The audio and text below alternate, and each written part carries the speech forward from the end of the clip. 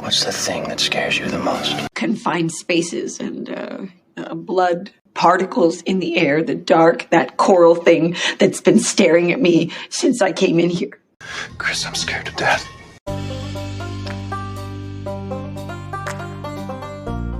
Welcome to the Sum of All Fear podcast, the show that examines real-life phobias and the horror movies that prey on them. So pour yourself something strong, Feardos, and let's find out what makes you afraid. I love crafty things, so if anybody wants to craft me anything, I would love that. You know, they've got little somebody, and I wish I could remember her Twitter name. Maybe she'll be a listener at some point. But she I guess knits little horror characters. Oh, you showed me those. Those are so they're cool. so fucking cool. I love them. They're awesome. Some of my friends got little roller girls done by someone who does the same thing, and they personalized them so that they actually look like them, and that's really badass. Cool. I like so it. shout out to people who do awesome creative things. You guys rock. I feel like we're dragging a little bit because this episode is it's depressing. It is deep, man. It's really, really, really dark. It's a dark episode. It's probably going to be the darkest episode we ever do. It has been a really trudge through it, you know. Yeah. It has not been a pleasant experience. I don't like it. I don't trust it. I don't want it around. It's, I don't think even the fear of death episode, whatever we do with that, because that's probably going to be, that might even be lighthearted. I don't know. Compared to this one, it's going to be, I can't think of one that's going to be more depressing and more dark. Your movie selection, too, had a lot to do with this, because I don't know how else you could do them. I don't know how else you could do this one. What else are you going to do? I mean, you were right, I think. I think you were right in the choices, but I didn't like it. I don't like it. I had to bathe after watching Martyrs because I felt, ugh. It is, but my soul feels, ugh. It was the right choice, though. I swear to you, it's the best one, and I'm gonna defend it, and we'll get to it eventually. But we're back, guys. We're back. Let's get this more upbeat. Hi, we're back for episode 4 of the Sum of All Fear podcast. Yay, episode 4! Thanks for listening. Woohoo! We made it through 4 episodes, and hot damn, it's been a pretty good week. It's been a nice week. Yeah, as far as podcasting goes, except for this topic. Except for this topic that we had to research that really brought us down. Really bad. But we hit 100 plays this week on the podcast. Thank you guys so much for listening. So we have some actual subscribers now, not just my mom and your mom and our best friends. Yeah, that are amazing. There's some people that are listening outside of our immediate circle of people, I think. And you're amazing too. We're getting some great feedback, good constructive criticism, which we invite and we would love. And we incorporate, we listen. So yeah, and praise. We've had some praise, which is nice. That's it's good to have your constructive criticism, fluffed with some praise. And not one person yet has been like, these dickheads are awful. So thanks for also not doing that. That's gonna happen. I know. And it's probably already happened in their heads. They just haven't come out and said it yet. But that's great. So you don't need to take that action. Not everyone needs to hear your opinion. That's true. Social media has taught us that not everybody needs to hear your opinion. And that opinions are very skewed. But we mentioned last episode Metal Chris and Tori and Heath and Brent and a few others before, but this week we also heard from our wonderful friend Lacey, whose boyfriend, by the way, apparently has a sweet kick-ass VHS horror collection that I've got to check out at some point soon. Lacey, have to get together.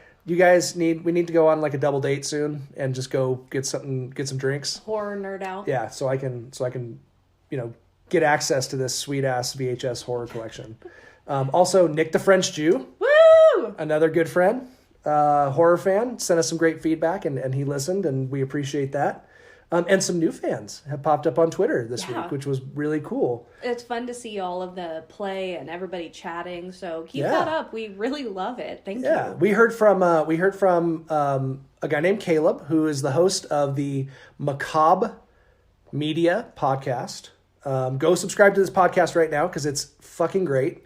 The most recent episode, he interviews David H. Thornton, who plays Art the Clown in Terrifier, which was one of my top 10 horror movies of the year. And the interview is awesome. It's such a great interview, and I love that character. He is so freaking creepy. And I showed Chris hasn't seen it, but I showed her just the picture of Art the Clown, and she was not a fan. No, I'm good. But go listen to Macabre Media Podcast. Thank you, Caleb, and all your boys for liking our page and for checking it out. Thanks for your hospitality and your feedback and your willingness to kind of bring us into this crazy podcasting world with you and jump along the ride. So thank you. Yeah, absolutely. And not only that, but this was great. After he listened to the first episode, he changed his personal Twitter name to John Denver, the Death Harbinger, from our last episode, which is awesome. Which was super awesome. The highlight of my year already. Freaking cracked me up. So go follow Macabre Media Podcast. Give it a listen. Those guys are really cool. And I'm already a big fan already. And I can't wait to get to their previous episodes, because over the holidays he hit on Christmas Evil, which I had watched for the first time this year. He also hit on, I think, Silent Night, Deadly Night, and some other ones. No, Black Christmas was the other one. Which I got to see at the New Beverly in Hollywood, which was fucking awesome. It was so cool. I got to see that and Silent Night, Deadly Night in a double feature. You were nerding out so hard while you were there. Man, I was like hanging out. I wasn't hanging out, but I was like sitting in the same row as like one of the Shockwaves hosts, Elric came, and I didn't say anything to him, but it was really cool. I really enjoyed it. So check those guys out. Really cool. And again, real quick, we want to thank you for listening. Please subscribe, give us a rating, give us a review if you're so inclined.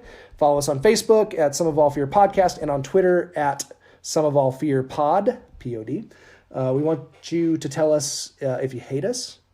Tell us if you love us. Tell us if you're just super lukewarm about us. And don't forget, we're on Apple iTunes. We're on Google Podcasts. We're on Stitcher. We're on Overcast and a bunch of other platforms. So, whew. Got that out of the way. Yeah, you're sweating already. That's not surprising. I'm probably about 25 pounds overweight. This is not. I'm drinking whiskey. Oh, you never looked better. Oh, aren't you sweet? You do have some gray in your beard, though, that wasn't there. This gray has been there for quite some time. In fact, I remember when I first started getting it, you were like, "You have something in your oh, that's not. Oh no, that's not. That's just gray." That was great. So some people actually like us talking to each other, which is nice. And I enjoy talking to you. This is the most we talk to each other all week long. Not because we don't like each other. It's just, it's busy. Yeah, it is. It's been a lot this week, but we're happy to be back, and I'm happy to be talking to you. Yeah, it's fun. I enjoy this. I really am starting to get comfortable enough with this that I'm actually... You're so good at the media part, too, and the researching and putting things together and your writing. Oh, you're so good at that. I just enjoy it. It's really fun. It's a fun hobby. It's a nice little side project here. And I like the fact that we get the chance to research some cool shit and blend our interests. And I know that I've always been interested in psychology. So I love the fact that we get to dive into psychology, because we get to kind of, chat about all the things that you've actually studied academically that I've only studied, as a layman. And then I get to introduce you to movies that traumatize you for the rest of your life. Oh, today's was bad.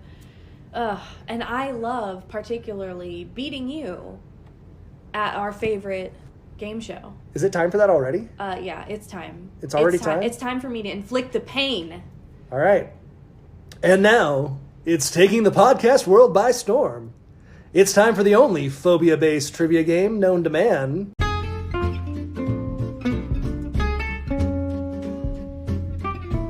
What the fear? You say it now. What the fear? There you go. Okay, you have to say it like that. That's right, folks. It's your favorite trivia game, hosted by world-renowned brain expert, Chris Shattig. That's not true. But it's what the fear time. But it's what the fear time. Okay, are you ready? No, I'm not ready, because I have failed miserably at this game. So badly. I look forward to whipping your ass. I feel like, and I've gone back and been like, man, how was I so stupid? I should have just, not that I would have known them, because they're not easy, but... Why do you... But I at least need to make up better... shitty guesses.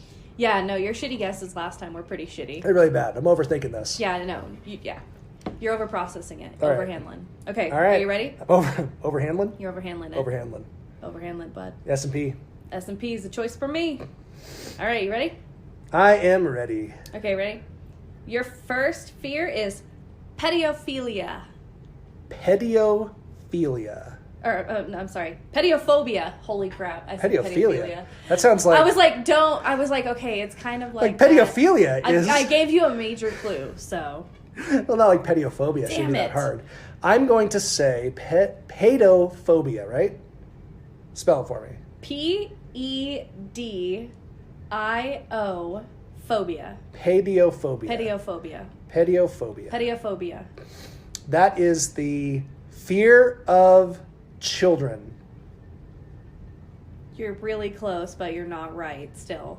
So Fear of giving birth? no, wrong. Again. Fear of playgrounds? Worse. You're way off. The fear of ghost children. I don't know. What is it? I have to be pretty damn close. You're in the ballpark. It's the fear of dolls.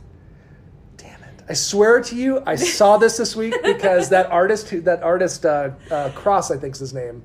Oh, the one that you the one sent who me illustrates them. I swear to you, he has an phobia. illustration of this phobia. Okay. I should have gotten So that one. the The fear of dolls, that's a good one. Fear of dolls, with the Greek root of I'm Talkie Tina, Paideon. and I'm gonna kill you. The Greek paideon, which means little child, right? So you're in the ballpark, but you were still wrong. And Channing Tatum of Fame? Of sexy eyebrow lifting fame. Of taking his shirt off in movies fame? Of dancing all over my naked body. I heard Chris Pratt has his dad bod back. When is Channing Tatum going to get his dad bod? Oh, man. The second Channing Tatum gets his dad bod in, I'll be all over that. What is wrong with you people? Anyways, he has a very intense fear of dolls. And recently on an episode of Ellen, he admitted to his fear, expressing, I just think they're freaky. And she responded by bringing a doll out and shoving it in his face while he proceeded to tip over the chair. So, should we talk briefly about Creepy Brownie Doll? Oh god, I hate creepy brownies. So my mom back in the 50s, must have been in the late 50s, when she was a kid, had this doll that we have now coined Creepy Brownie Doll. And Creepy Brownie Doll sits about the size of about a 3-year-old. A human child. And it is dressed in a brownie costume. And it stands and actually will walk with you if you grab its hand and start walking. It'll move its feet and legs. Its arms and legs. And we found this doll, I think sometime in the mid-90s, up in the attic of my grandparents' house. And we have used that doll now to scare the shit out of people, family and friends, for There's actually a couple generations. A creepy brownie doll page, isn't there? There is a Creepy Brownie Doll Facebook page, although I heard it had been hacked. My brother now has, Heath, who we've talked about on this podcast, now owns, or is the possessor, or who is possessing who? Possessed. Of Creepy Brownie Doll. Yeah, he has it. And we actually took a road trip with her, too. Remember?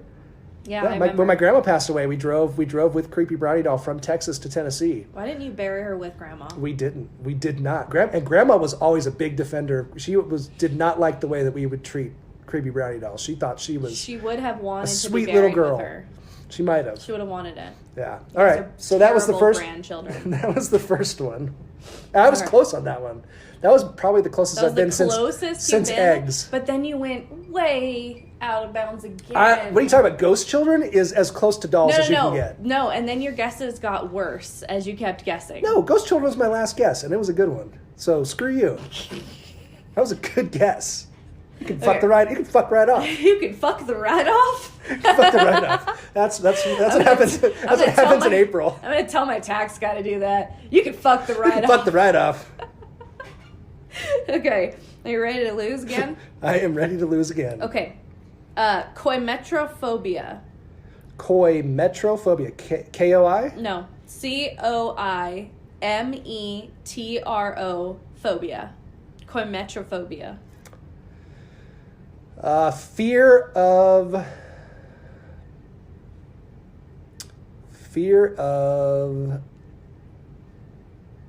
being caught having sex. You're really, really wrong. Okay. Well, I'm not surprised. Are you thinking coitus? Coitus, yeah, why not? And metro. And metro. So like having coitus in the city. In the city. That was your logic? That was my logic. That was exactly my Holy logic. shit. There's something Thank you for breaking. But you know what? You figured it out. So it was not that far off. It couldn't have been that far off. I see how you got that. But you got to remember, most of these are from Greek roots, right? Yeah. Which is where we get most of these words for these things. So I just assume. It's from the Greek. I studied Greek. You know that, right? Yeah. And I still suck at this. You didn't study very hard, apparently. No, I really didn't. Because you suck at this. It's for the Greek koi metro, meaning burial place, for a fear of cemeteries. Ooh. Fear of cemeteries. And funny enough, Jug's favorite person in the world, Buffy the Vampire Slayer, Sarah Michelle Gellar, is terrified of cemeteries. Interesting. Yeah. Yeah, she was brought to tears. During scenes where she had to go in actual cemeteries. The original Buffy the Vampire Slayer went to a high school by the one from the movie. Can't remember her name. Anyways, I'm not surprised that I got it wrong. Because I'm coming to grips with the fact that this game was only designed to, make me look stupid. Yeah. Which I do a really good job of myself. So. Well, it was also designed to elicit responses from you that were indicative of personality traits, like having sex in public places. Like having sex in public places. Is that a personality trait that I exhibit on a regular basis? Yeah. No. We won't talk about our other friends. No, just thinking roofs, about that ladders. Kind of stuff. You know who you are. All right.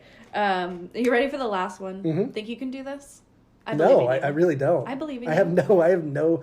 You have completely sapped me of all of my confidence. This game is like an ink blot test, but with words.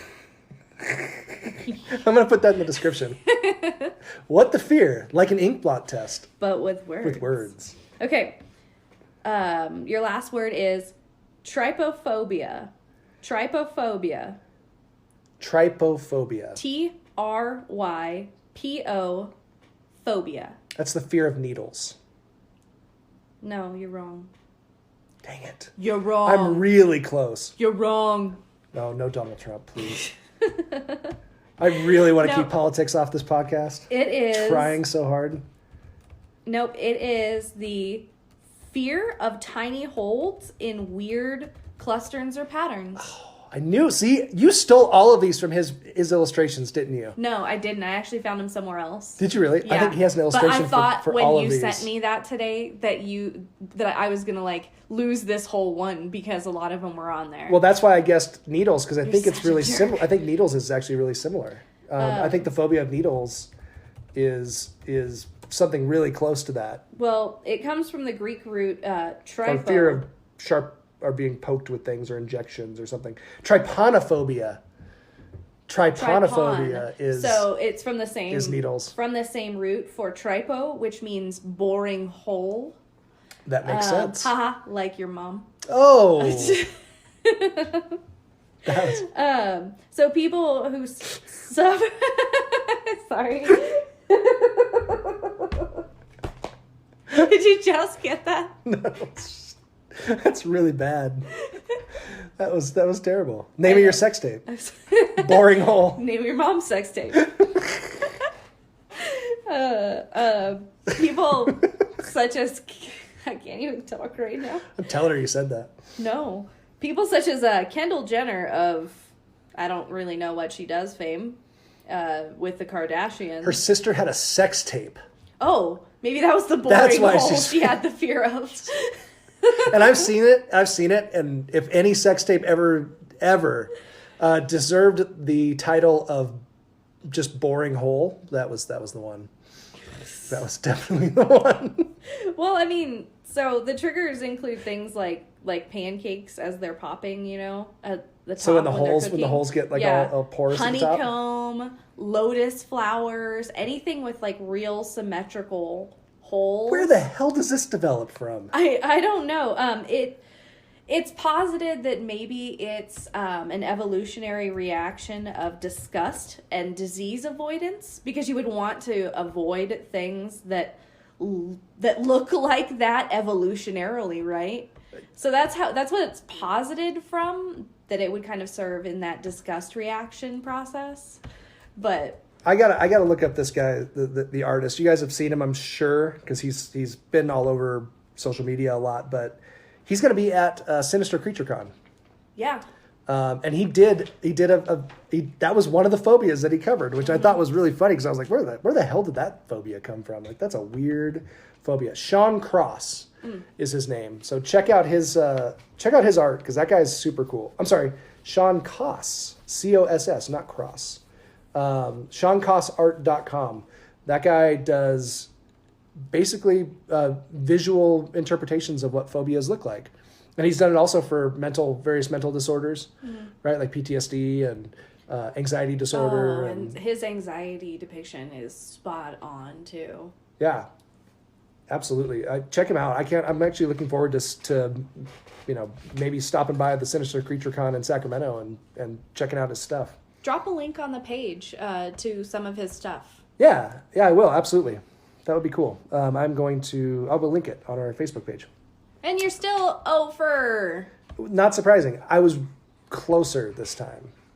I was at least, you kept saying I was way off, and I wasn't. I was really, really, really close. Even Needles was close, because Boring of a Hole, right? That was close, yeah. Boring Holes. Boring Holes. Boring Holes is going to be, Boring Holes is going to be brought up a lot in this podcast. I have a feeling it's going to become a hashtag. It's gonna be hashtag boring holes, and people are gonna send us pictures, like videos of the most boring the most boring porn they've ever seen. No, it should be of trypophobia things, like symmetrical holes. That's too literal. I think it'd be much more fun the other way around. Oh, see, that's why you answered. It could be both. That's why you answered both? The way that you did. Could be either or. All right, so we've had our fun. We are done with What the Fear. Yep, we're done. We are touching on... That sounds dirty. Now your brain is just My brain in is that gone lane. now. You've just led me down this boring hole train. You led yourself down the boring hole, so don't blame me for your gross. Instead of the rabbit hole, we're down the boring hole. I am now down the boring hole, and this is not getting us in the mood for this really depressing we're still avoiding episode it. that I think we need to laugh at the beginning so that we can avoid crying at the end, right? Yeah, for sure. I did my crying in the bathtub beforehand. Oh, I hope that's not true. You're not supposed to cry. I'm an empath. I feel a lot of emotions. I feel a lot of things. I have a lot of feelings. You cried when your Saints lost. I did. Yesterday. That was some bullshit, that's why. Everyone knows it, even bookies. Bookies, who are the bitchiest with their money, gave back people's money who bet on that game. Because they were like, nope. I saw that. That shit was wrong. It was pretty bad. It was bookies. pretty bad. Yeah, Bookies. I'm starting to go conspiracy theorist. And think that the NFL maybe really is rigged. All that time they spend looking at the replays, they're just talking to like the Illuminati, and the Illuminati is telling them, giving them instruction on how to handle the next play. That's my you've got past presidents and various world leaders, and they're just. And the heads of past presidents. Chirping in these officials' ear and telling them to call or not call certain things. Yeah. It's bullshit, man. I don't know what goes on. And it sucks because we were going to be in New Orleans on the Super Bowl. So we would have had just the craziest party in New Orleans on the Super Bowl. However, we did talk about how maybe it's a good thing. Yeah. That we don't have a bunch of annoying football fans running around the city while we're trying to, have our vacation. Yeah. So I think it'll be less stressful. Yeah, it's a catch-22. But it also would have been really fun. It would have been fun. It would have been like a mini Mardi Gras. Kind of. Totally would have been. Kind of. Yeah, I would the have party treated would have it. been nuts. I would have treated Unless it they lost, in which case it would be like the largest New Orleans funeral procession ever. Exactly. With the jazz bands. Yeah, we could talk a lot about pain. A lot about pain. This is gonna be. I have a feeling this is gonna be a long episode. It is. But this is good shit. Sorry. Algophobia is our Algophobia. topic today. It is. And it comes from the Greek word algos, which means pain, very plain and simply. Yep. So algophobia is our topic. This was an interesting one. I'm interested to hear about the actual clinical diagnosis of algophobia, because it's not. I don't think it's what people are going to expect. There's a little bit of it's a little more nuanced than I thought it was. So please, let us know about this phobia. Yeah, it's a lot more nuanced than that. And per request of the fans, I wanted to start off with a really high level. The fans overview. makes it sound like we have a lot. Well, The fan. the fan. Sorry. Per the request of the fan. The fan. Per request of the fan, I'm going to try and give kind of a high level overview of how the brain functions in general, and then I'm going to go deeper into what happens within the brain when certain things go on. That way, in future episodes, we can reference this. And if you need a refresher, you can kind of always come back to this time, and I'm sure I'll repeat myself as well. So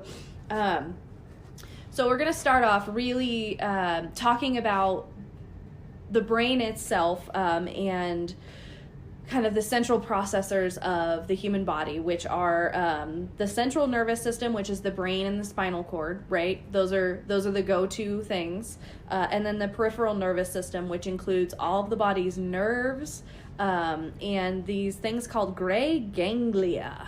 That basically... That'd be a great metal band name. Gray ganglia. To the stage, please. No, coming to the stage, gray ganglia. Yeah. That's gonna be John Denver, the Death Harbinger's next personal Twitter name. Right. Gray ganglia. Yeah, opening up for John Denver, Death Harbinger. Gray ganglia. No, John Denver, the Death Harbinger, I decided was an emo band. Oh, that's true. Yeah, like John Wilkes' Kissing Booth or Elephant. What was that one? Oh man, Cage the White Elephant. Was that the name of the band? I think that was the name of the band. Anyways, go ahead. And Jimmy Eat World. And Jimmy Eat World, which I've been listening to a lot lately. Because of this topic this week. Right. Should we listen to Dashboard Confessional? No, I don't need to be more depressed. So really, we're going to stick to talking about the central nervous system, so the brain's effect on what the spinal cord does and where that information is sent out into the body and what to do. So we're going to really start in the brain. Now, in the brain, there's two types of processes. There's inhibitory processes and excitatory processes. I'm sorry. It's all right. It's a lot of words. Words are hard. Yeah, I know. And basically what happens is the brain is made up of millions of neurons. And neurons have an axon, which is kind of like the butt end of it, that spits out chemical signals, which include neurotransmitters. And it gets taken up by the finger end. It kind of looks like a bunch of fingers. So there's this empty space in between all of these. And would you call that empty space the boring hole? it might be that might be the boring hole. I don't know. They called it a synaptic cleft, but that also sounds kind of dirty too. Boring. Yeah. Boring. I think the synaptic cleft goes inside your boring hole. So when neurotransmitters are released, those neurotransmitters are either excitatory or inhibitory, which means they either slow down processes or they speed up processes, right? And they get picked up by these finger receptors called dendrites, and then get translated into an electrical signal that travels down the axon and gets pooped out at the end of the axon and happens all over again until it reaches its final destination. So that happens. We talked about that last episode. Oh, I know.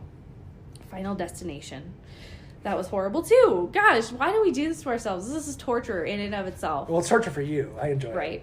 So we could get into like lobes and stuff like that, but that's really high level right now. And so we're just talking the minutia of the brain is these axon and dendrite connections, and how they either spit out neurotransmitters that get things going or stop things, right?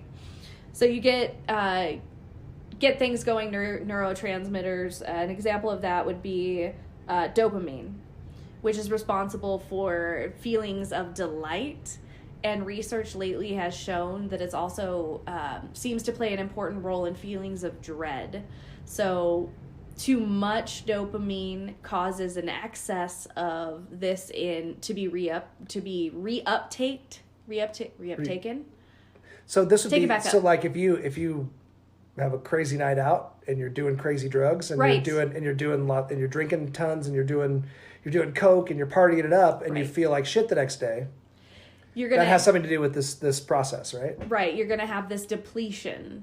The cells and the axons aren't going to be able to make enough dopamine anymore because they don't have the components, and so there's nothing to spit out. Plus, you're also spitting out inhibitory neurotransmitters like serotonin that make you feel depressed and kind of bring you back down again, right? Because the brain's job is to regulate everything and to keep this balance. So you shoot it up, it's going to bring you back down.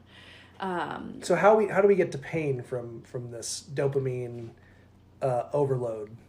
So when we feel fear, which is that basis of phobia, you get a dumping of neurotransmitters in the brain that cause a lot of things to happen and cause a lot of things to also stop at the same time. So gut processes tend to stop, vital organ functions are increased, muscle, like blood gets pumped to the muscles, and all of that information is sent by the brain automatically down throughout your body so that things are ready to go. They're primed for action, right?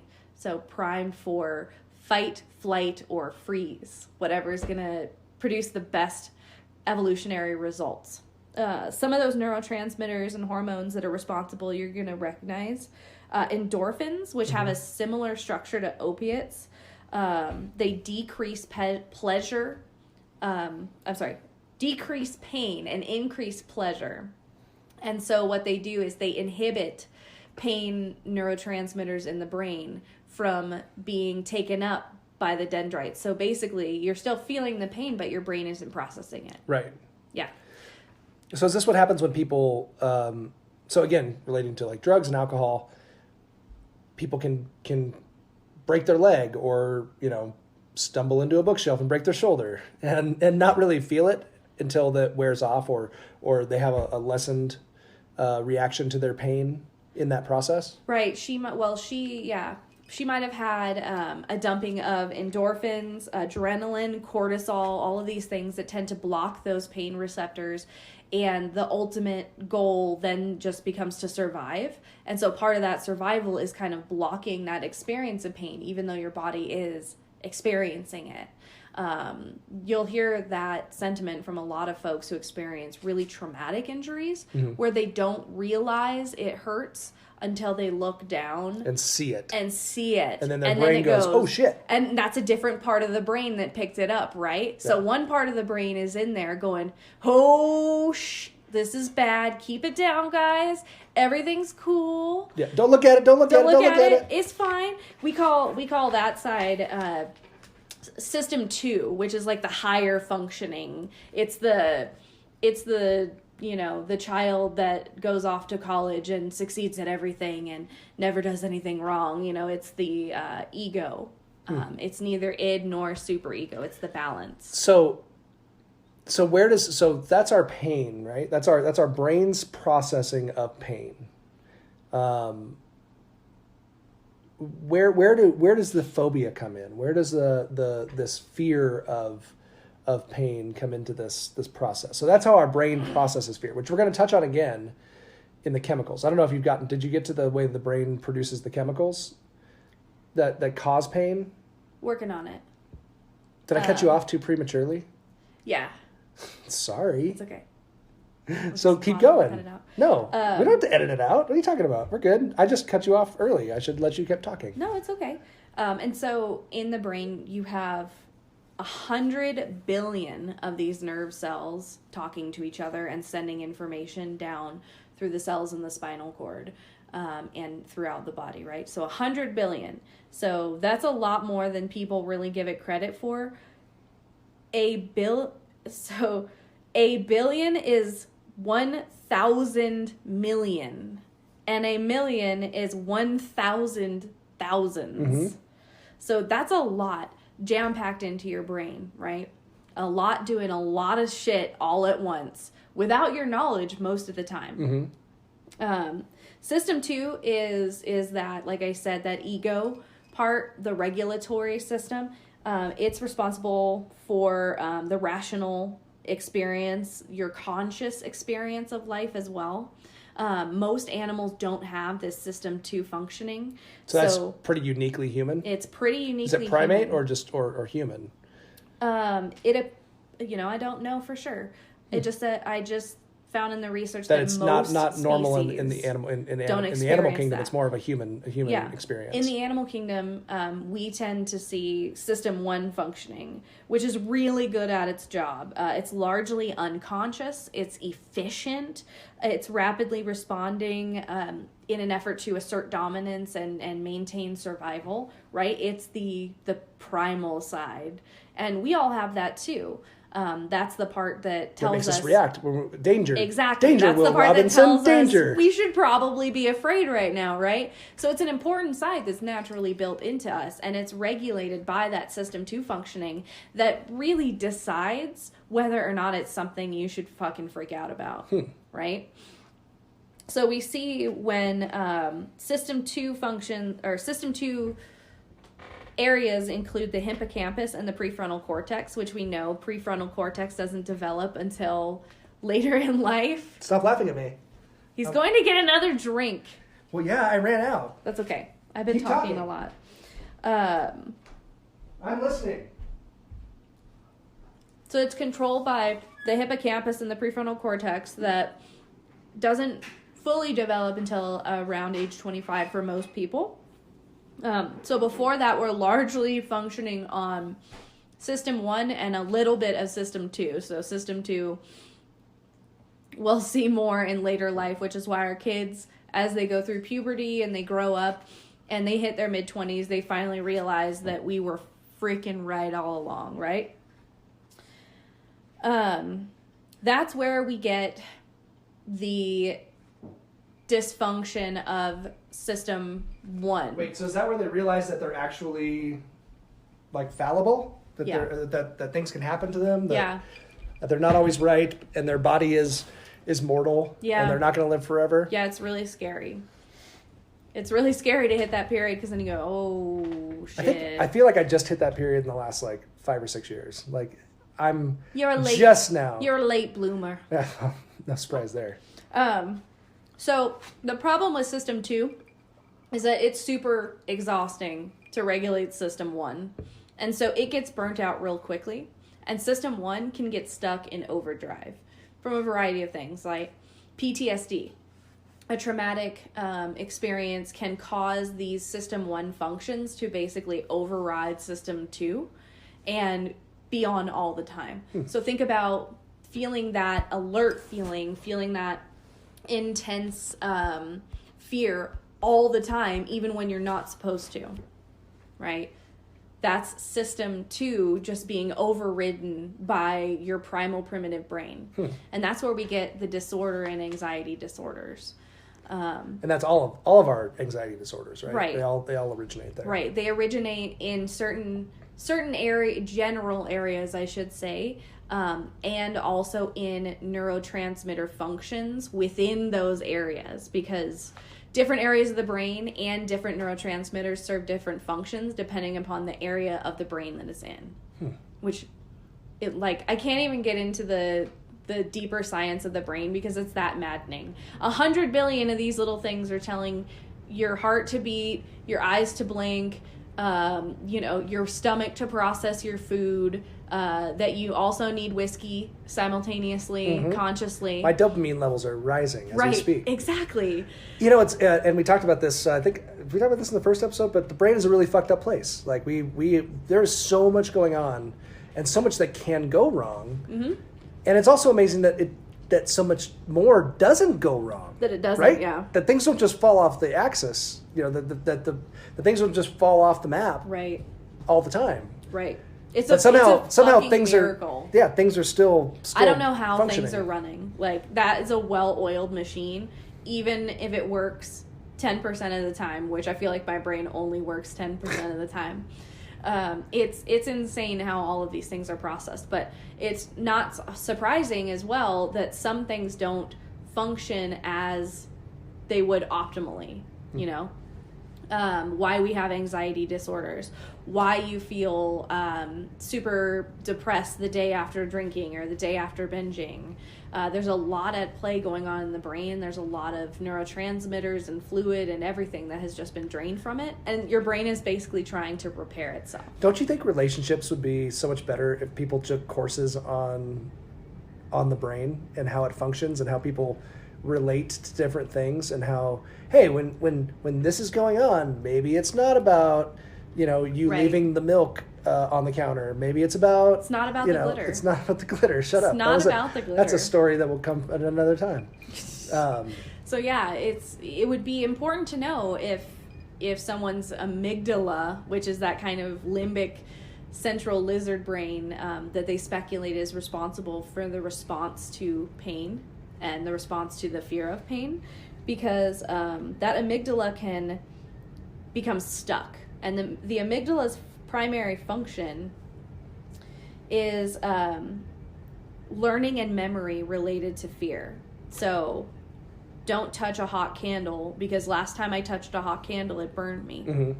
The problem with that is the brain only remembers the last time it remembered. So you never truly remember the event as it was. You only remember the event as the last time you remembered it. So does that relate to our phobia? It does. It does. So tell me about algophobia. So I really think that this dive into neuroscience and into the way that our brain works is such a good foundation. Sorry, I tried to cut you off early. No, it's okay. It's really complex. I get weird. I get started. I start to feel rushed, but it's our podcast, so I don't really give a shit how long it is, right? Like, it doesn't matter. It could be 2 hours, and if people want to listen, great. If they don't, screw them. Just because our first one was 40 minutes and our second one was 55 minutes or 58 minutes and our third one was an hour and 15 minutes doesn't mean this one can't be an hour and 45 minutes, right? Right? Your future. Right? Your future is yours. It's like that Choose Your Own Adventure. Black Mirror, which I'm never going to watch, because why would I want to choose my own Black Mirror adventure? That just sounds super depressing. I don't like that at all. I think it's interesting. I don't like it. It's an interesting concept. Speaking of dopamine, like, and recovery after dopamine, like, you need like 2 or 3 days of recovery after each Black Mirror episode. I don't know what's going on in your brain, but you need some recovery time after that. Yeah, recovery time is mandatory. I don't like it. So tell us about algophobia. Okay, so how does all of this relate to algophobia? Well, humans and the human brain, the way it works, we learn through spoken word, writing, seeing things. We don't have to experience something firsthand in order to create a memory of it, which is pretty interesting, because we can elicit a fear response just from memory. So it's a fear that can cause panic just at the thought of it.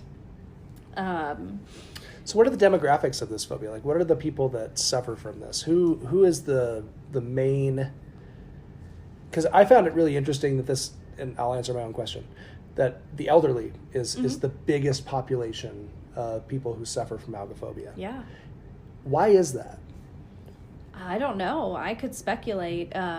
There's some studies that maybe the processes in the brain that inhibit the sensations of pain or release hormones or neurotransmitters that help to block the experience of pain tend to deplete as we get older, and maybe that's why. So literally their experience of pain is more worse. Intense, Really? right? So it would seem like it would dull as you get older, wouldn't it? See, that's the thing.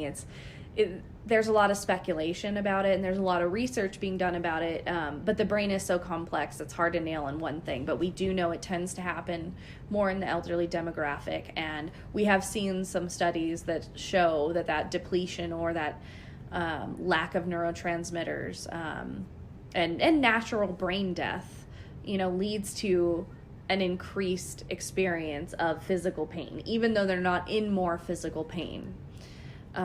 So I noticed, I'm sorry if I'm getting us way off track on this, but so the elderly thing really has me interested because, you go to an old folks home or you go to a nursing home, whatever, and you hear people moaning, right?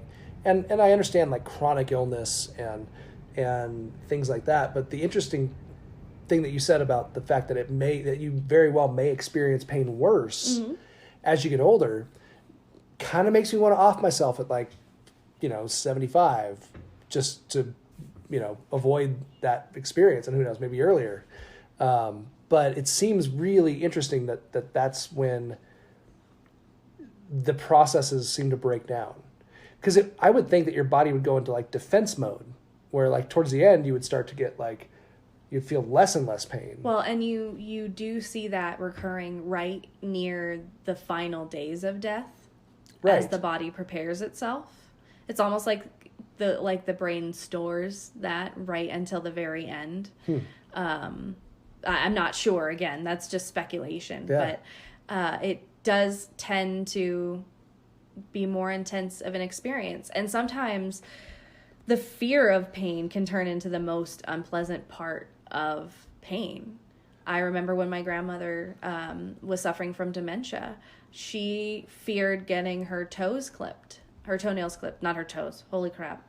That would be like really, that'd be like hostile. Yeah, right. Which we're going to talk about Too later. much hostile. Yeah, it'd be like hostile because I think there was a toe clipped in that. I'm pretty sure. So yeah, she used to really be afraid of that. Literally. She said it hurt, and they weren't hurting her or anything. It was just her experience of it was very hyper aware. And there's also a syndrome that we tend to see called hyperalgesia, which is an increased sensitivity to pain. Right. People who actually literally have an increased sensitivity. Right. And I read a little bit about that. So there's people that actually experience pain worse than other people. Right. So even the smallest bit of pain could be magnified and be much more intense. Right. And because pain is so hardwired to our emotions and our memory in that amygdala, our memory of pain can be more lasting than many other memories. Now, what about people is there people who are, so obviously we talked about elderly briefly, but is algophobia something that does occur in younger people too? Yeah, it can occur in anybody. I mean, it's again, an anxiety disorder can be brought out by a number of things, and you can have that predisposition to it biologically. You can have a traumatic event. It could be a vicarious experience. A lot of things can contribute. But what we know is that pain specifically is hardwired to emotions, and it creates very vivid and lasting memories. And that fear and anticipation of fear is probably where we get the variability of our pain tolerances and our experiences of pain between people. Interesting. So, is there anything else you want to tell us about algophobia?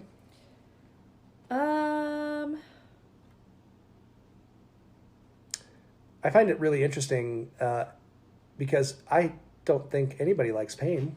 Oh, I don't know. There is an interesting connection called the fear-attraction connection. I'm sorry. I don't think anybody likes severe pain. I don't know. Okay, again. So there's the fear-attraction connection where those same neurotransmitters in different amounts can actually increase blood flow, and some people can interpret that as feeling good. And that state of fear can actually cause bonding neurotransmitters to dump, and you can actually feel closer to someone in that experience of pain together.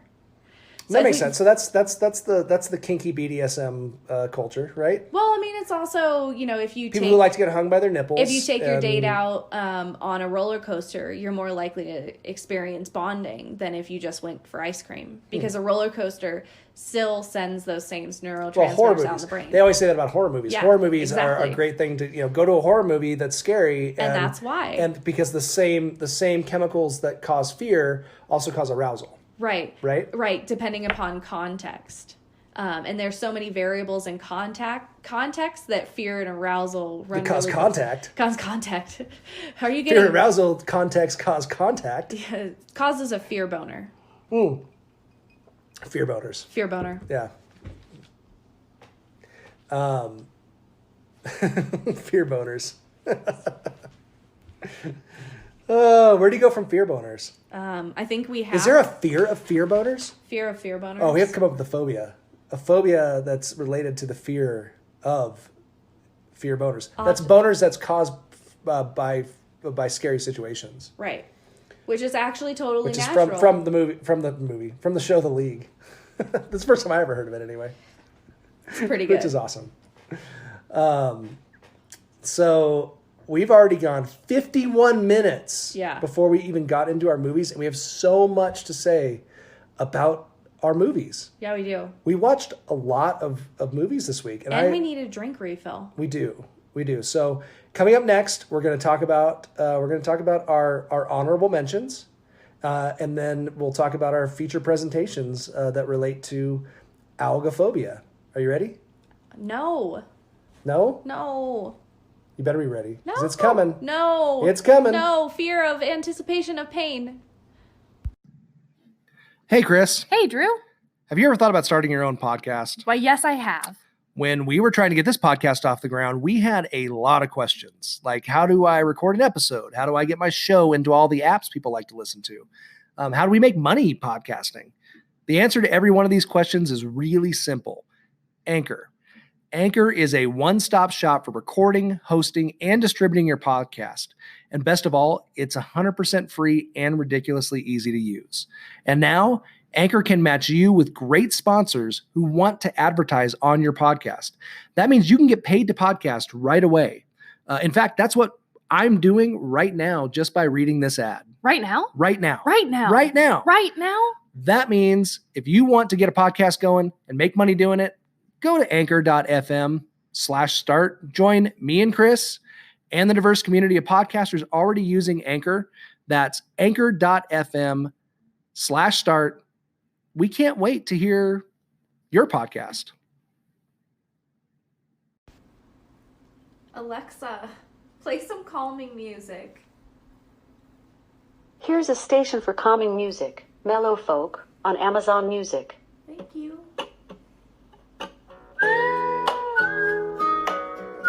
That's my jam.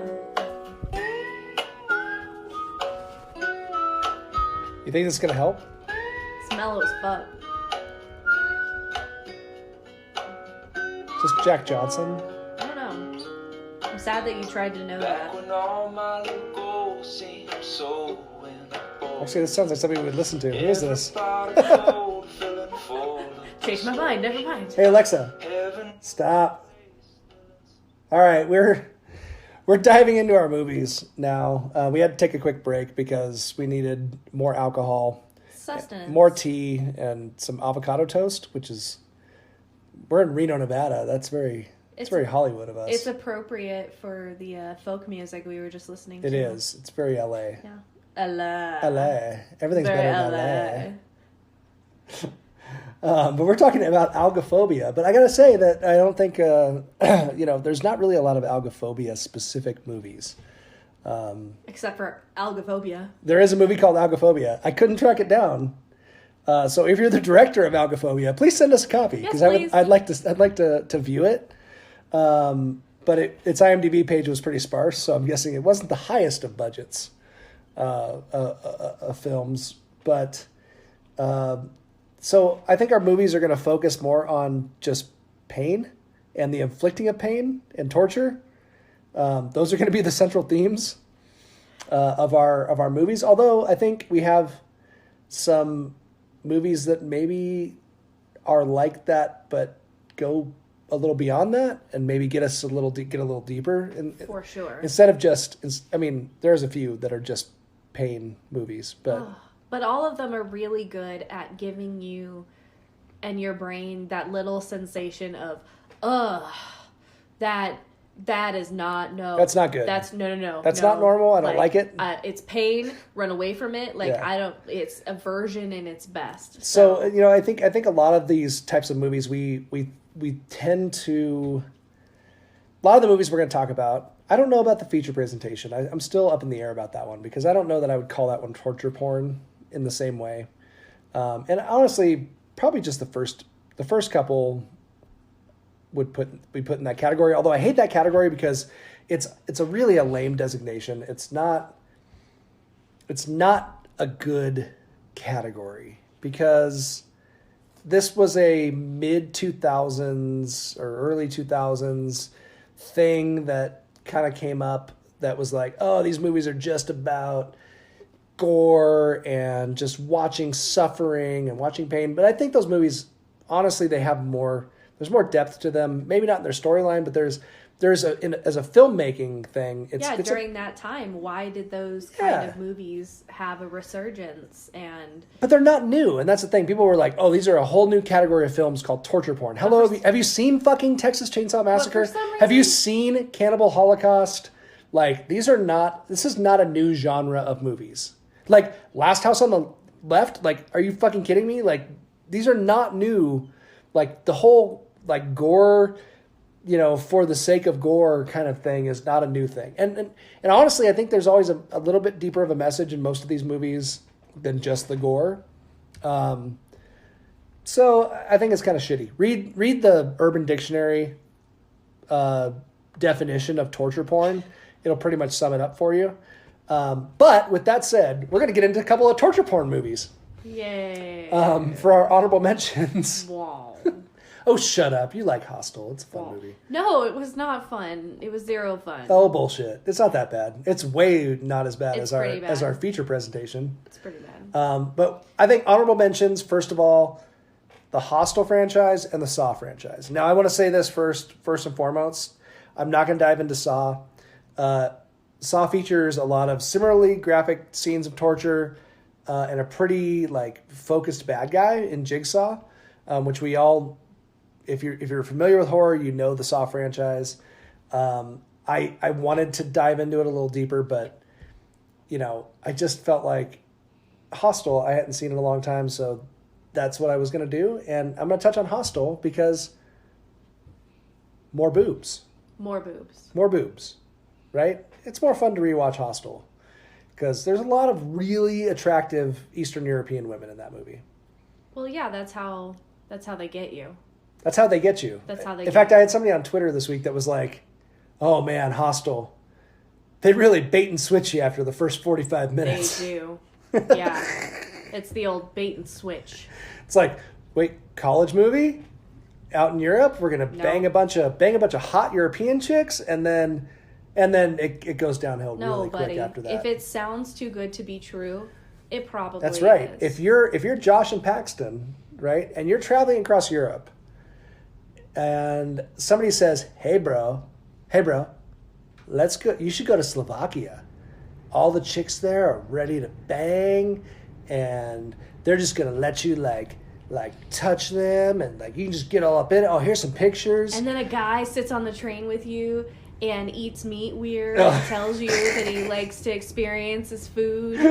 And there's a lot of signs. There's a lot of signs. Don't go to Slovakia. Don't go to Slovakia. So, sorry, Slovakians. I'm sure that's not characteristic of your actual place. And they get there and it's beautiful, right? That's a beautiful little village. It's pretty gorgeous. And so they check in. They check in. Too good to be true. They check into their hostel. Skeptical the whole time. They check into their hostel. They go upstairs. They walk in the room. Thinking with their wieners. And of course, the second they walk in, just too smoking hot. Thinking with their wieners. Chicks are just they're just butt naked. They're getting dressed, and then they walk by them and they go, "Oh, we're going down to the spa. You should join us." Blah blah. That's a sign that this is probably not reality. However, Eli Roth in 2005 thought this was the Hostel experience that you don't want to have. So, and Eli Roth was the director, who I think is he's fun. He does some interesting stuff. I like some of Eli Roth's stuff for sure. He's so he likes to take gore to another level. Thorough with his gore. I watched Cabin Fever not too long ago too. With the unicorn? No, you're thinking of Cabin in the Woods. And Quentin Tarantino is an executive producer of Hostel as well. Yeah, I know. So you made me watch it at like 8 a.m. on a Saturday. If you don't, I did recently. We watched Hostel, the first one, start to finish. If you haven't seen it, let me give a quick synopsis because two college students, Paxton and Josh, are traveling across Europe with their Icelandic friend Oli. In Amsterdam, they get kicked out of a nightclub for fighting and visit prostitutes in a brothel. After they return to their hostel, they realize there's a curfew and they're locked out. A man in a nearby apartment, Alexei, invites them to stay at his place that night. He convinces them to visit a hostel in Slovakia filled with desperate, beautiful women. And these hot chicks end up leading them into a building that houses rooms for rich tourists that indulge their hedonistic desires to torture and basically do whatever they want to their captors, including ultimately killing them. That'll put a damper on your little vacation. Oh, for sure. And it's just awful. So the first 30 to 45 minutes, I don't even know where it stops, but they're having a great time. They're just partying. They're banging chicks. Oli is getting them into all kinds of trouble. Mischief. But then it takes a really bad turn, and they get led down. Josh gets led away from the group and ends up with this dude who they met on the train, who is a wannabe surgeon who ends up ripping out his insides. Paxton is then grabbed, thrown in a room. Josh is tossed into a room with this wannabe surgeon, ends up flayed open, getting his guts ripped out by this creepy dude who paid a shit ton of money to apparently torture people. Yeah. So Paxton goes and looks for his buddy and eventually finds him in this torture room, right? And sees all this going on, and then while he's freaking out about it, gets abducted himself, right? And then thrown into his own room with his own sadistic torturer. And this is where the fear of pain part comes in for me the best with Hostel. This is why I picked this movie as an honorable mention, because just the scene of Paxton in the chair, waking up, he sees what's going on, right? And the scenes of the drill, like going right to his forehead, but then he stops, right? And he's freaking out. Right? So then the guy goes and he grabs a chainsaw. Yep. And he picks up the chainsaw, and he gets the chainsaw all the way down right to his scalp, and then he stops. And then what does Paxton do? Do you remember? He vomits. Tell me about that response. Is that a real response that somebody would Hell yes. Think about how much stress your brain is under in that moment when you're trying to process what the hell's going to happen next, and your ears hear that thing coming closer to you, and it's happened twice, and there's all these dumps of things. So I mean, if he was, drinking or eating anything before that event, it wasn't even digested yet. And when those primal instincts kick in, those secondary things, that's part of that response, is get anything that's not needed out. So that fear response is the thing that sold me on Hostel, because it's got all the pain and torture, and there's Achilles tendons being cut in half, which is my worst thing ever. You have a problem with compound fractures. Broken legs, yeah. For me, like Achilles tendons being cut, ooh, that's the worst. It's bad. That is terrible. And if you're over 30, you really, before you do anything strenuous, should really stretch your Achilles tendon. Yeah, you never know when that thing's going to coil up. You've got a large chance of tearing it after 30. That's so scary. I don't like that. It's really I terrifying. hate that. I know. Stretch your Achilles. Ugh. Do it. But this movie's got a ton of really graphic scenes, but that scene in particular really highlights the fear of pain to me. Yeah. Which, again, I said it's not going to really be the center of the focus. This movie's, this phobia, and these movies are more about pain being a central theme, or the fear of the anticipation of pain. Yeah, which I felt like that was a good scene for that. Huge. But that brings us to our next honorable mention. These whiskeys are starting to hit me, Chris. Honorable mention. Honorable mention. The 1987 classic horror film and franchise, directed by Clive Barker, Hellraiser. Yeah.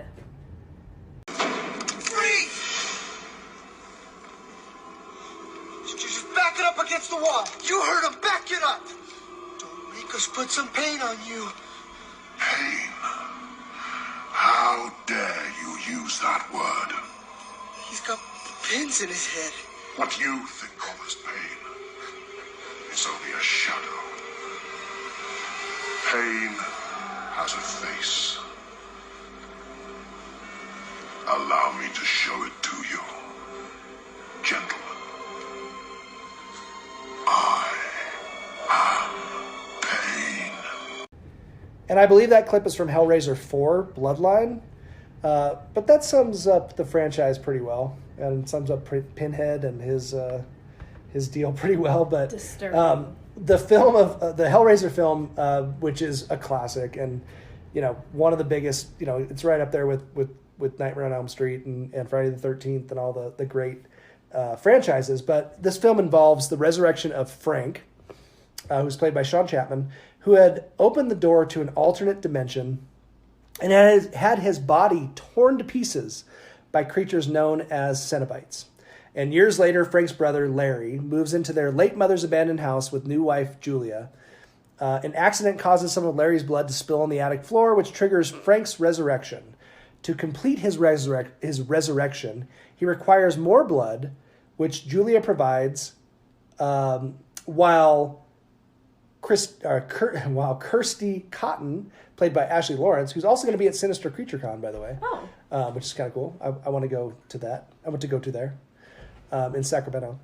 Played by Ashley Lawrence. Laurie's daughter discovers Frank's puzzle box, which leads her to meet with the Cenobites and their leader, Pinhead, played by Doug Bradley, who will also be at Sinister Creature Con. It's a reunion. Pinhead. That's pretty badass. Who most of you know is an iconic horror character. Pinhead's kind of a badass horror icon. But Hellraiser is just like a BDSM wet dream. That's the only way I can describe it. I mean, it's these Cenobites make it clear that they're not really they're not angels or demons. And they're actually, I think they're supposed to be some group of hell-based fallen theologians that were from a certain sect of something. Sounds really complex. But they are just out to have some hedonistic kicks. And so the people they end up pulling into their dimension get the best and worst of pain and pleasure. That's kind of the idea. So it's not just pain, but ultimately they make them suffer. But there's also pleasure involved too, because Frank said that there's both sides. But in the very end, I guess it's a pretty bad deal. It's not a good thing. If it sounds too good to be true, probably. When it comes to making pain a central theme of your franchise, Hellraiser does a really good job. Did a good job. Because pain is what it's all about. I mean, we heard Pinhead say that's what he is. He is the face of pain. Which, as far as honorable mentions go, this is a movie that we definitely had to have. I'm not going to break it down because there's so much on Hellraiser. This whole franchise is a perfect, it's an epic franchise. It's so good. But with that, because we've gone so long in this episode, let's get right to our feature presentation. And now our feature presentation. So our feature presentation this week is on Martyrs. This was just agonizing from start to finish. This whole week, I've been telling Chris, I'm sorry, honey, but you have to watch this movie. No. And honestly, I watched this movie for the first time about 6 months ago, and I vowed that I would never watch it again. Mm-hmm. I actually genuinely really liked it. I thought it was a great movie, but it's a brutal watch. It's a really, really tough movie to sit through. It hurts my soul to watch it. And honestly, like during our viewing of it today, I was watching your reactions a lot, and there was a lot of like covering your eyes and. Am I wrong? Seeing that stuff, it's bad. People are experiencing a lot of emotional pain, and they're inflicting physical pain on other people, and it all just makes me very uncomfortable. So unlike our other movies that were, somewhat superficial, this one was deep as hell. This is a deep movie. This movie has some deep roots to it that kind of, you think about it after it's over. It's not one of those that you're like, oh, that was just a bunch of gore. This movie is was about... a bunch of gore. It was a bunch of gore, but it was about a lot more than just the gore. Which is why I chose it, because pain is such a central element of this movie, but in a way it's not just physical, it's metaphysical too, which I found really interesting. And I really love this movie. I think it's a wonderful movie. It's a terrible watch. It's a really hard watch. It's really hard. But it's a great movie. And honestly, like when we found this, when this phobia came up, like when this was the next episode, it was one of the first things that popped into my head. Because it's brutal. And even the director said he's like, I don't understand why anybody would want to watch this thing, which I think we mentioned earlier. For those of you that never want to watch it because you don't want to experience that in an hour and a half of your life, here's a synopsis of what goes on. So Martyrs is a French film from 2008, directed by Pierre... Oh, what did I do with the information here? You don't have to directed by... I like to tell, give credit where credit's due. Right? Horror nerds love the actual information about That's movies. True. So let's give them. I got to bring it up here on my computer. It was directed by Pascal Laugier, which I'm probably butchering his name. And it stars Morjana Alou, Milan Jampagna, Catherine Bijan, and I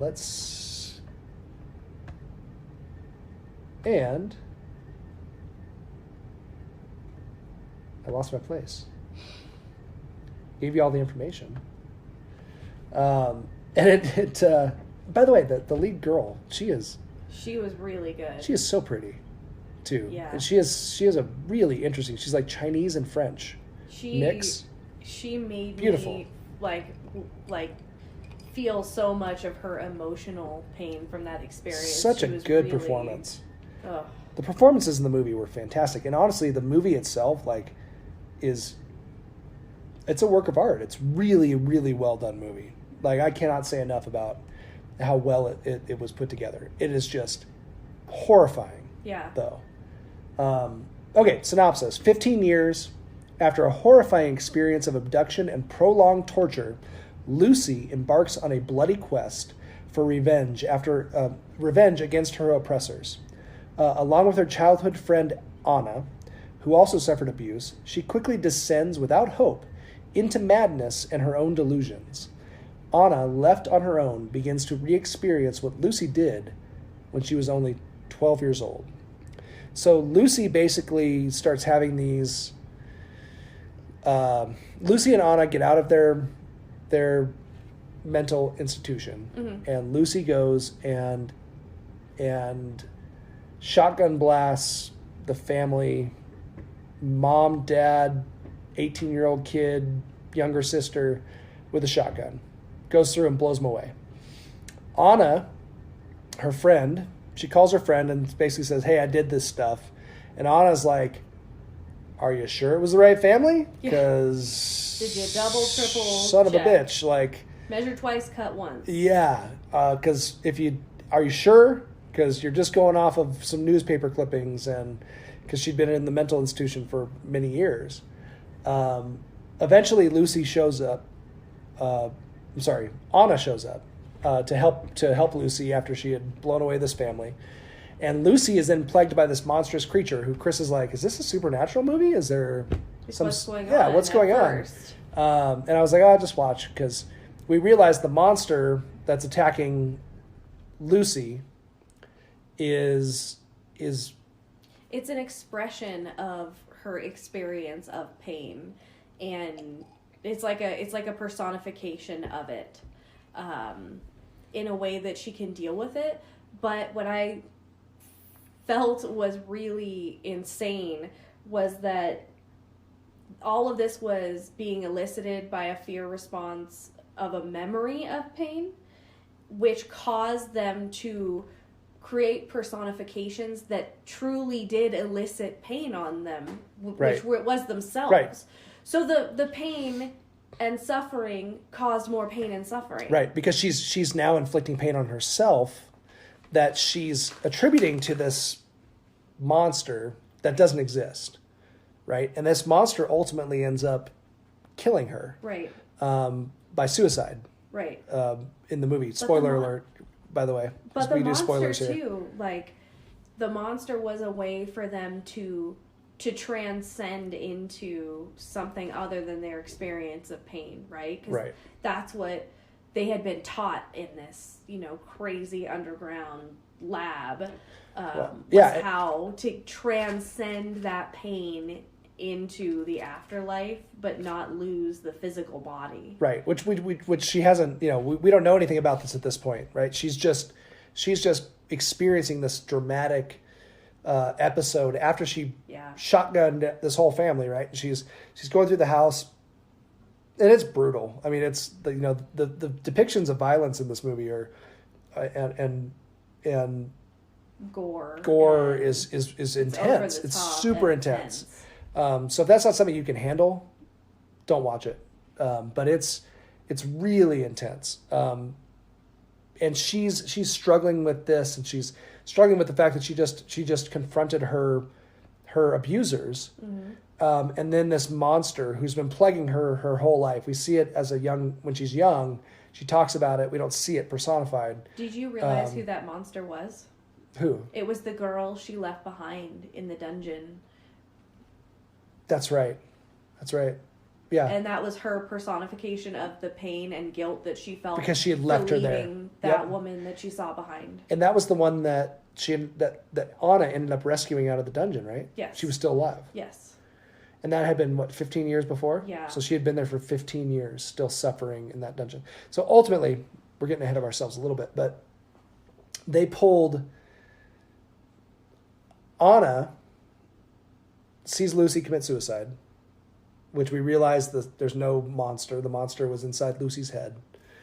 And then Anna goes back in the house, and she's going, this chick just murdered her family. Do we even know this family was the right family? And then Anna finds secret passageway to a huge underground torture chamber where and she finds a girl. Madam. Yeah, well, no, that was a whole different place. Oh yeah, they took her away from there. So the house, she finds another girl. She pulls her up out of the dungeon. She gets her cleaned up. She peels giant staples out of her head. Staples out of her top of her head. Scalps her because there's no other way to get it off. This girl is in bad shape. I mean, she's very malnourished. She is bad shape. She's got barbed wire wrapped around her stomach. She's got a chastity belt that clearly hasn't been taken off in years. Yeah, it's ugly. So she finally gets that, and then the girl ends up killing herself because she's finally able to free herself, and she's I'm sure been planning to kill herself for as long as she possibly could because she's been suffering so much pain. In some of the research that I saw, it was her demon and her inner projected monster came out had a lot to do with cockroaches. She would feel cockroaches on her skin, and then that would make her want to literally do anything to get her skin off, which is why she was cutting into herself. Oof. Again, that almost that like drive to madness from all of the pain and torture, emotionally and physically, that they experienced. Just drives them to continue to inflict pain on themselves. So it's like pain begets pain. And as Anna tries to help this girl, right, and she's actually cut herself, she's probably about to die anyway, this girl takes a bullet to the head. Yeah. And we look up, and there's this like black clad gang of led by a looking woman. like CIA agents, kind of. Yeah. We don't even see the woman at that point. They're very out of place. Basically that take this girl, and so the movie takes a huge shift, and we realize that this torture was not just some madman torturing girls in his basement. It's this like weird nihilistic cult research. Yeah, that are researching pain and take Anna to this place where they now are strapping her in and torturing her, but it's for a purpose. Right. Which is a really interesting twist. So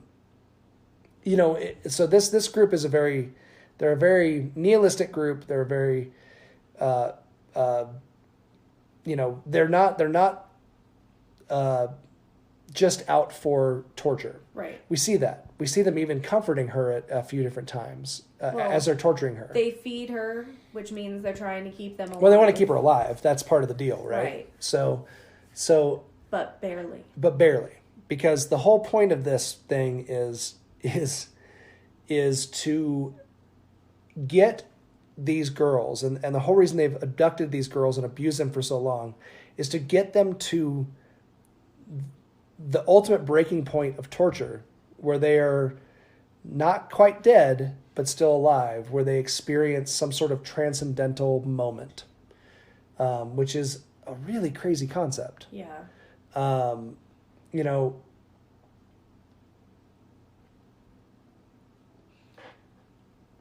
The gal talks about how their ultimate goal is to feed the suffering, and that there are nothing but victims in this world now, and martyrs are the one who survive despite the face of suffering and see this afterlife. And I thought it was interesting that they used the Greek word in a little passage in the movie, because the Greek word that martyr comes from is Greek for a witness. So they were literally trying to elicit a witness to the afterlife through systematic torture, which is insane, because they're kind of nihilist. They don't necessarily believe in anything, but yet they're still desperately seeking out an answer, despite not believing in something. Yeah, Mademoiselle makes a really she makes a statement that martyrs have always been religious martyrs. They've always been the ones that we look at, and they believe they're so steeped in their belief that they are willing to endure torture and pain and all this crazy shit to achieve whatever their goal is, heaven or enlightenment or the afterlife. But then she goes on to explain to Anna, before Anna ends up being tortured. She explains to her that all of these, she goes through this flip book of all these people throughout history who have all had the same look on their face. They've experienced martyrdom, but they were atheists. They weren't believers. They didn't have any specific thing. They were in a car accident for 9 hours, and they didn't have this martyrdom. So the philosophy of this group then is the pain, the ultimate, all this crazy pain that you go through. What is it worth? It ends up at the end showing you the afterlife, right? Showing you enlightenment, showing you transcendence, showing you what they call transfiguration. Right. You endured pain for so long that you experience this transfiguration. And I really thought it was really interesting, because I've always described existentialism as nihilism with a blindfold on. Accepting there is no meaning in life, except by which you create yourself, right? So there's no basis in like belief everything's it's a delusion. Existentialism is a delusion, and I think these nihilists are like they're failed nihilists. Well, they're flailing nihilists. They're nihilists that are like trying to flap their wings when they jump off the building. To find some firm evidence one way or another, right? But when she does, Mademoiselle blows her fucking brains out. So spoiler alert. What did we've spoiled this movie already? What did Anna whisper to her that made a nihilist go, well, she wasn't a nihilist. I think all of them, they were not nihilists by the time they got to this point of this cult. Maybe that made her a nihilist then. No, I don't think so. I think they weren't nihilists by the end of the movie. They were definitely seeking the afterlife. So they did not believe this was the only thing that there was, and they didn't believe that it was despair. Blew her brains out then. Well, she said at the end that doubt, continued doubting, right? Basically, is what she said. Keep doubting. Keep doubting.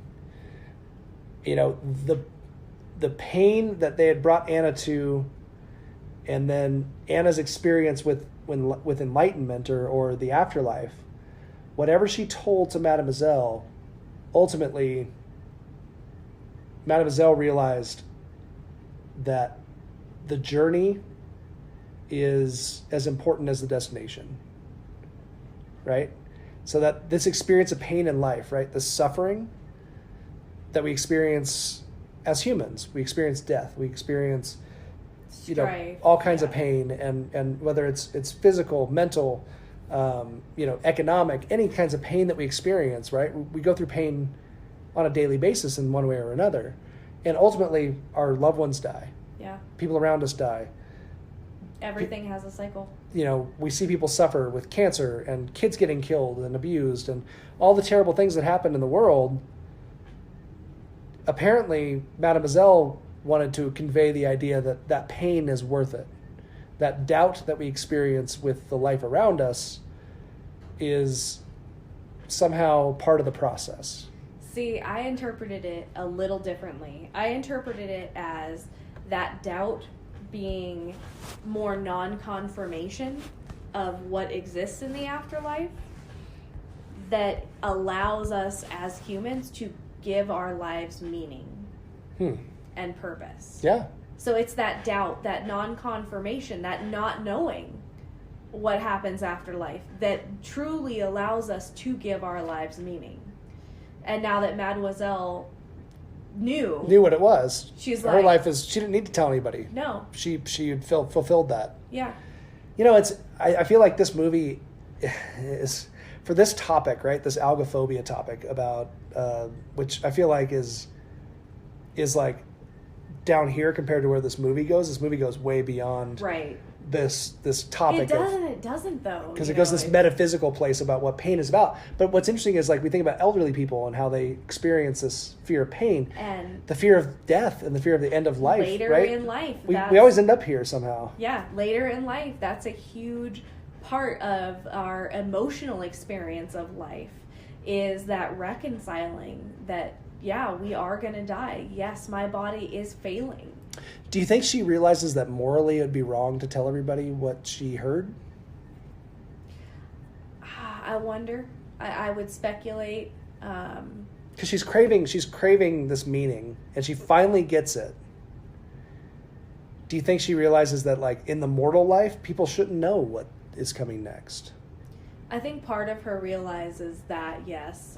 But I think truly it's more like a resolution of, well, now that I know, there's no reason to live.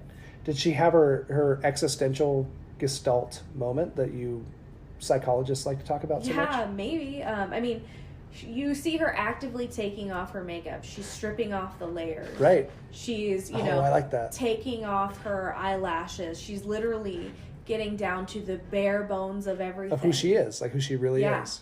And I like that. I didn't think about that. Yeah, and then she blows her head off. Blows her brain out after telling other people to keep doubting.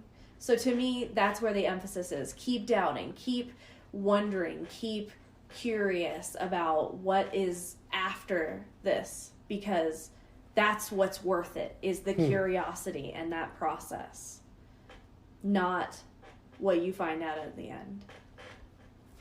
It's interesting, when you look back into history and you look back and philosophers and things like that, like pain is a central part of religion and philosophy.